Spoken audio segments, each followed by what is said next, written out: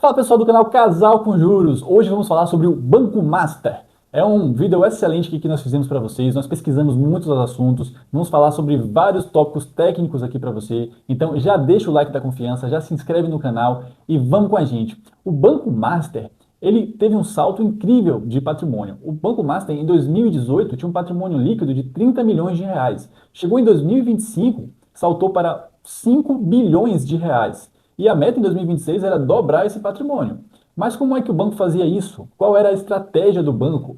O banco usou como estratégia a emissão de CDBs com altíssimas rentabilidades, muito acima do mercado, de 140%, 150% do CDI. E tudo isso trouxe ao grande problema que nós vamos falar hoje desse vídeo. O banco apresenta um problema de liquidez e está com dificuldades de pagar as suas obrigações. Então, já nesse vídeo aqui, a gente vai dividir ele em três partes para você entender tudo perfeitamente do início ao fim. Quais são as três partes? A primeira parte, a história do Banco Master. Segunda parte, o que levou o Banco Central a vetar a compra do Banco Master pelo BRB, o Banco Regional de Brasília. E o último e mais importante, para você que fica aqui no vídeo até o final, a gente vai falar o que é que você que tem um CDB do Banco Master deve fazer nesse momento. Então já fica aqui até o final e vamos lá. Vamos começar entendendo a trajetória do Banco Master. O Banco Master, lá em 1970, mais ou menos, ele era uma corretora, então era a máxima corretora. Essa corretora, na década de 90, foi transformada em banco, então a gente tinha o Banco Máxima, que era focado principalmente ali em crédito imobiliário. Em 2016, o Banco Máxima começou a passar por uns apertos ali e ele chegou quase à falência, só que aí ele teve um aporte de capital, ele teve uma ajuda ali do FGC e ele conseguiu segurar as pontas. Só que nesse ponto a gente tem que destacar que entre 2014 e 2016, alguns ex-diretores foram acusados de gestão fraudulenta no Banco Máximo. Então, ó, é uma coisa que a gente já tem que ficar de olho. Em 2018, então, assumiu uma nova diretoria no Banco Máximo. E quem estava à frente dessa diretoria era o Daniel Vocari.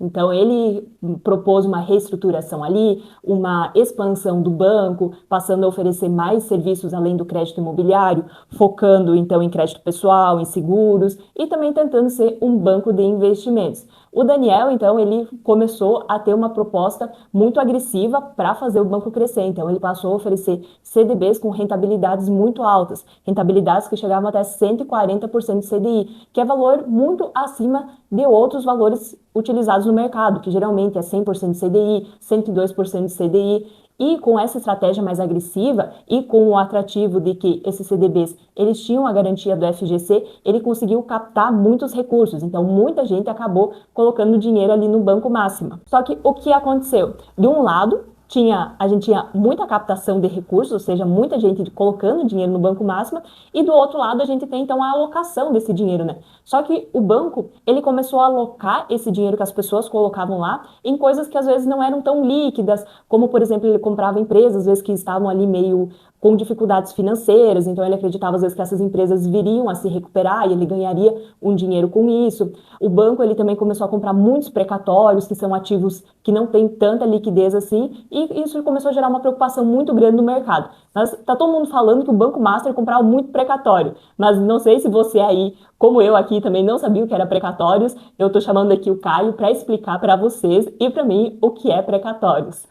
Galera, o precatório nada mais é do que uma ordem de pagamento judicial. Ela é decorrente de um processo judicial e o judiciário determina que um ente público, seja a União, o Estado ou o município, pague um valor decorrente de uma ação judicial transitada em julgada. Então, o que é uma ação judicial transitada em julgada? É uma ação que não cabe mais recurso. Então, simplesmente, o precatório é uma ordem para que um ente público pague determinado valor. Agora, qual é esse valor? Depende ali da condenação, do mérito do processo. Mas o que vocês precisam entender sobre o precatório é que o precatório ele existe ali uma fila de pagamento. É uma ordem de pagamento ali que vai sendo executada de acordo com o tempo.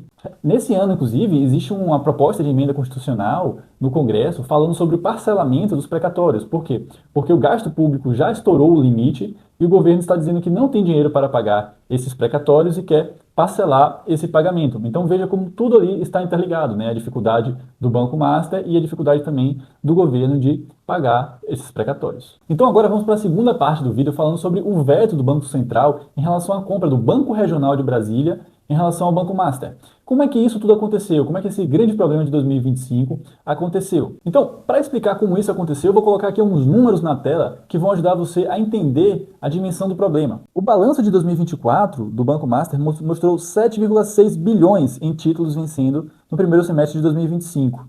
O total chega a 12,4 bilhões no ano. O patrimônio do banco, porém, é de apenas 4,7 bilhões, e para pagar uma parte dos títulos que venceram na primeira metade do ano, houve uma ajuda de um empréstimo do FGC no valor de 4 bilhões. Então, pessoal, isso mostra o desencontro entre os valores a pagar que o banco tem e os ativos que ele tem aqui para pagar, os valores que ele tem em caixa ali para pagar realmente essas obrigações. Isso acende um alerta, inclusive, houve rumores de que o BTG teria oferecido R$ 1 pelo controle dessa carteira, e enquanto o BRB ofereceu o valor de 2 bilhões de reais. Isso tudo gera uma desconfiança, pois é R$ 1 e 2 bilhões de reais, tem alguma coisa aqui ou que a gente não sabe ou que a gente não está entendendo, porque o valor está muito discrepante, né? Então, perceba que essa proposta do BRB de comprar 58% do Banco Master por 2 bilhões aparenta para muitos analistas ter um caráter político. Então essa proposta acendeu um alerta. Por que que o BRB, que é um banco público, pagaria 2 bilhões de reais pelo Banco Master, que é um banco com muitas dívidas, enquanto o BTG ofereceu R$ 1? Algumas análises podem ser feitas. Inicialmente, o BRB ele ficaria com a parte boa do Banco Master, o filé mignon, que seria ali a carteira de ativos e os clientes. Enquanto a parte tóxica, que seria os precatórios e os ativos líquidos e ilíquidos, ficariam com o próprio Banco Master. Então, além de tudo isso que falamos, é possível destacar uma certa interferência política, pois figuras como Ricardo Lewandowski e Guido Mantega atuaram como consultores do banco. Também o escritório de advocacia da esposa de Alexandre de Moraes tem contrato com a instituição. De uma forma tanto quanto misteriosa, logo após essa decisão também, houve pressão no Congresso para uma mudança legislativa que permitiria a demissão de diretores do Banco Central. Agora vamos falar sobre o veto que aconteceu por parte do Banco Central no dia 3 de setembro de 2025. Então saiu a notícia de que o Banco Central tinha barrado a compra do Banco Master pelo BRB. E segundo algumas notícias, o maior fator que influenciou essa decisão foi o risco de sucessão. O que quer dizer esse risco de sucessão? Quer dizer que talvez o Banco BRB poderia ser responsabilizado por alguma operação que aconteceu no Banco Master. Então, para não acontecer essa responsabilização, então o Banco Central acabou vetando essa compra. E você deve estar aí se pensando o que vai acontecer agora com o Banco Master.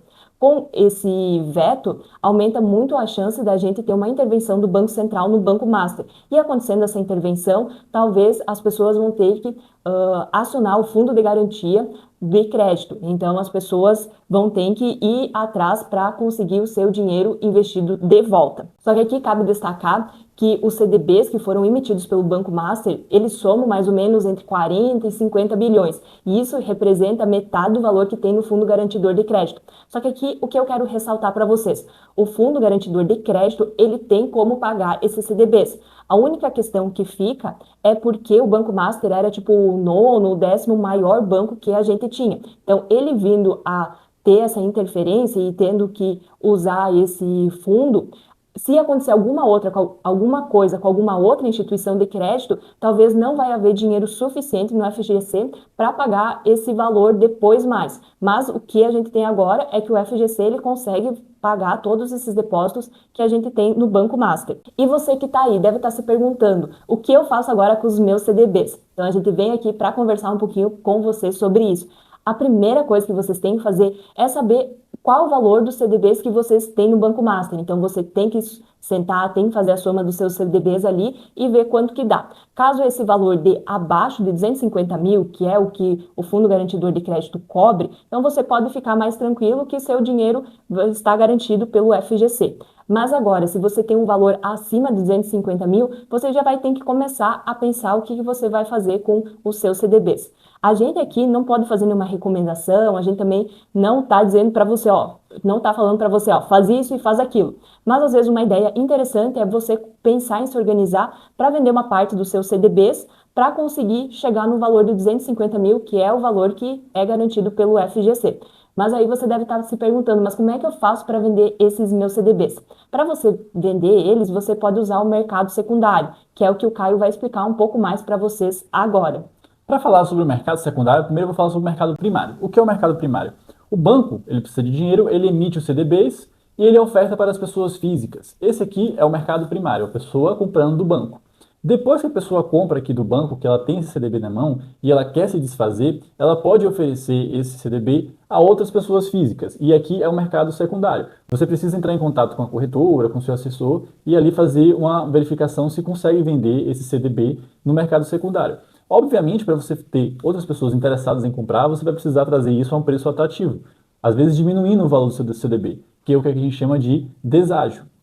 A partir desse deságio, a corretora ela oferece e coloca ali uma taxa atrativa para que pessoas físicas comprem esse CDB. Então, eu vou colocar aqui na tela para vocês um exemplo com números para vocês tentarem visualizar isso numericamente, como é que ocorre. Por exemplo, imagine que alguém investiu R$1.000 em um CDB a 110% do CDI com prazo de 5 anos. Digamos que a pessoa quer vender esse CDB no mercado secundário, vai precisar de um deságio e ela vai vender por R$900, ou seja, com um pouco de prejuízo. A corretora não vai mostrar para o comprador que era um título de R$1.000 a 110% do CDI, mas sim um CDB de R$900 a 133% do CDI, que no final dará os mesmos 1.685. Então, agora que vocês já entenderam como funciona o mercado secundário, como, em tese, você pode fazer para se desfazer do seu CDB, vamos falar também como é que funciona o resgate pelo FGC em relação a esses CDBs. Então, o processo de ressarcimento é dividido em 3 etapas. A primeira é a decretação de intervenção ou liquidação. Em seguida, a instituição tem 30 dias para enviar ao FGC uma lista completa dos devedores por CPF e também do valor a ser ressarcido. Então, o cliente ele deve solicitar o pagamento diretamente ao FGC. Agora, como é que isso é feito? Ele é feito por um aplicativo oficial que é disponível para Android e iOS. Então, para isso é necessário realizar um cadastro, identificar-se com documentos e biometria e assinar um termo que autoriza o FGC a assumir a posição de pagador. O prazo de pagamento ele varia bastante, então nós vamos colocar aqui uma figura que representa o passado. Pegamos casos no passado que tiveram a garantia do FGC utilizada e utilizamos ali a média. Nós vemos que tem alguns pagamentos que demoram mais de 100 dias, outros menos de 30 dias, porém, se você observar a média, ela fica em 57 dias. O FGC, ele garante o valor inicialmente investido e os juros acumulados até o dia em que o banco foi liquidado. O cálculo dos juros ele é feito com base na taxa de remuneração quando foi emitido o título. Ufa, pessoal, muito conteúdo, muita informação, né? Mas a gente espera que essas informações tenham acalmado o coração de vocês, que vocês tenham um pouco mais de clareza do que pode acontecer, de quais passos vocês podem dar no futuro, dependendo do que vier a acontecer com o banco, e a gente espera ter ajudado vocês. Esse vídeo ele mostra, então, que a renda fixa nem sempre é isenta de riscos. A gente precisa prestar muita atenção em qual banco a gente está colocando o dinheiro da gente, precisa entender a história desse banco e sempre buscar instituições que tenham uma credibilidade maior no mercado. Às vezes você só olha a rentabilidade, mas não olha quem está por trás disso e pode vir a se incomodar no futuro, tendo que pedir o fundo ali, o FGC, tendo que pedir o ressarcimento do seu dinheiro, fora a dor de cabeça, que é a preocupação de saber o que vai acontecer, do que não vai acontecer. Então, a gente espera ter ajudado vocês, a gente fez muita pesquisa aqui, levantou muita informação. Se você gostou desse vídeo, deixa o seu like, deixa o seu comentário, se inscreva no canal,